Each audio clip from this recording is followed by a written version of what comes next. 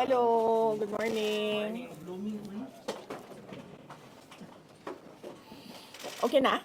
Yes, ma'am. Okay, sige.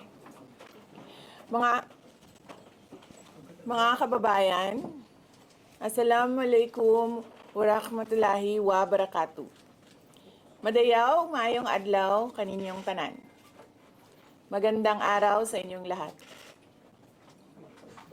Sa mga nakaraang araw, marami ang humihingi ng reaksyon, komento, o damdamin.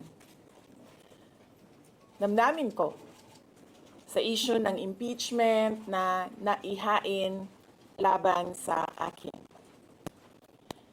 Sa kabila ng aking mga naging pahayag ukol sa planong impeachment sa mga nakaraan na buwan, ang tanging masasabi ko na lamang sa puntong ito ay God save the Philippines. Bukod dito, nais ko na lang ipaabot ang aking taus-pusong pasasalamat sa mga kababayan na patuloy na nagdarasal, sumusuporta, nagtitiwala, at patuloy na nagmamahal sa akin. Manalig kayo dahil sa taong bayan ang tagumpay. Syukran. I know, right? Braille. 3 questions, no follow-up. Okay. Oh. How are you? Ay, ayoko na. I'm okay. You've seen the list of those who signed, ma'am? Oo. Marami doon, mga inaanak, mga kumpare, mga nanghiling suporta sa inyo. So, What's your reaction? Sabi kasi, ito lang daw basahin ko. Promise 3 lang. Isa na yun. So, ma'am, how are you preparing for this? We've already started preparing the moment Franz Castro announced the impeachment plans, which was November of 2023. So November of 2023, there were already lawyers doing their work for the impeachment. So, Ma'am? we leave it to the lawyers. Ma'am, pa rin po ba? Resignation is not an option. Resignation po ba? Resignation is not an option. Wala pa tayo doon, ma'am. Masyado pang malayo yung mga ganyan na mga bagay. Nandun pa lang tayo sa pagbabasa ng actually, ma'am, wala pa tayo doon dahil yung mga abogado lang yung nagtatrabaho. Hindi ko talaga alam kung anong ginagawa nila. But I have a meeting with them. Ma'am, Going back to the CRID po ba? Even the president said he has nothing to do with the impeachment. Do you believe it? I do not want to answer that question. Next. Ma'am, confirm po ba na si dating Pangulong Rodrigo Duterte ay isa sa mga abogado niyo para sa impeachment? I do not want to answer that question. Yes, ma'am. Nakikita niyo po ba na may hahalin tulad ng sitwasyon ngayon ng bansa sa 1984 ni George Orwell? I do not want to answer that question. Last. Feel na yung mga kaalyado nanghiling suporta, mga inaanak, mga kumpare, kumari, sila yung mga pumirma sa inyo. Paniwala ko lang, no, if you have to explain or defend your signature in a yes petition for impeachment, then you feel that you have done something wrong. Kasi kung wala ka namang ginawang mali, bakit mo i-defend yung pirma mo? Ma'am, So yun yung paniwala ko. okay. Ma'am, naniniwala po ba kayo na may gumalaw po for the impeachment?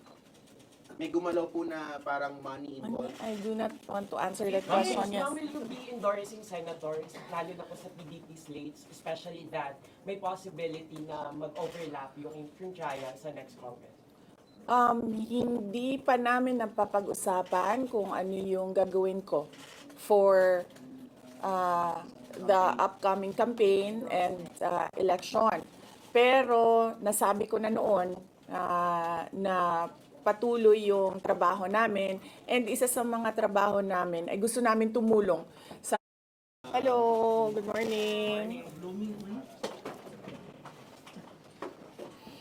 Okay na? Yes, ma'am. Okay, sige. Mga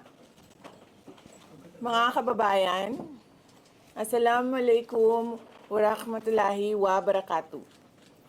Madayaw, maayong adlaw kaninyong tanan. Magandang araw sa inyong lahat.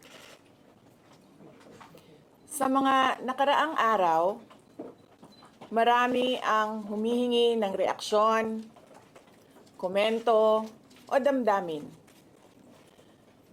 Damdamin ko sa issue ng impeachment na naihain laban sa akin. Sa kabila ng aking mga naging pahayag ukol sa planong impeachment sa mga nakaraan na buwan, ang tanging masasabi ko na lamang sa puntong ito ay God save the Philippines. Bukod dito, nais ko na lang ipaabot ang aking taus-pusong pasasalamat sa mga kababayan na patuloy na nagdarasal, sumusuporta, nagtitiwala, at patuloy na nagmamahal sa akin. Manalig kayo dahil sa taong bayan ang tagumpay. Syukran. Ma'am, I know, right? Braille. Three questions, no follow-up. Okay. Oh, How are you? ayoko na. I'm okay. You've seen the list of those who signed, ma'am? Oo. Marami doon, mga inaanak, mga kumpare, mga nanghiling suporta sa inyo. So, What's your reaction? Sabi kasi, ito lang daw basahin ko. Promise 3 lang. Isa na yun. So, ma'am, how are you preparing for this? We've already started preparing the moment Franz Castro announced the impeachment plans, which was November of 2023. So November of 2023, there were already lawyers doing their work for the impeachment. So, Ma'am, we leave it to the lawyers. ma'am, pa rin po ba? Resignation is not an option. Resignation po ba? Resignation is not an option. Wala pa tayo doon, ma'am. Na masyado pang malayo yung mga ganyan na mga bagay. Nandun pa lang tayo sa pagbabasa ng actually, ma'am, wala pa tayo doon dahil yung mga abogado lang yung nagtatrabaho. Hindi ko talaga alam kung anong ginagawa nila. But I have a meeting with them. Ma'am, Going back to the PRRD po ba? Even the president said he has nothing to do with the impeachment. Do you believe it? I do not want to answer that question. Next. Ma'am, confirm po ba na si dating Pangulo Rodrigo Duterte ay isa sa mga abogado niyo para sa impeachment case? I do not want to answer that question. Yes, ma'am. Nakikita niyo po ba na may hahalin tulad ng sitwasyon ngayon ng bansa sa 1984 ni George Orwell? I do not want to answer that question. Last. Na yung mga kaaliado ng hilang suporta, mga inaanak, mga kumpare, kumaris, sila yung mga pumirma sa inyo. Paniwala ko lang, no, if you have to explain or defend your signature in a yes petition for impeachment, then you feel that you have done something wrong. Kasi kung wala ka namang ginawang mali, bakit mo i-defend yung pirma mo? Ma'am, So yun yung paniwala ko. okay. Ma'am, naniniwala po ba kayo na may gumalaw po for the impeachment? May gumalaw po na parang money involved? I do not want to answer that Ma'am, question. Yes. will you be endorsing senators, lalo na po sa PDP slates, especially that may possibility na mag-overlap yung trial sa next Congress?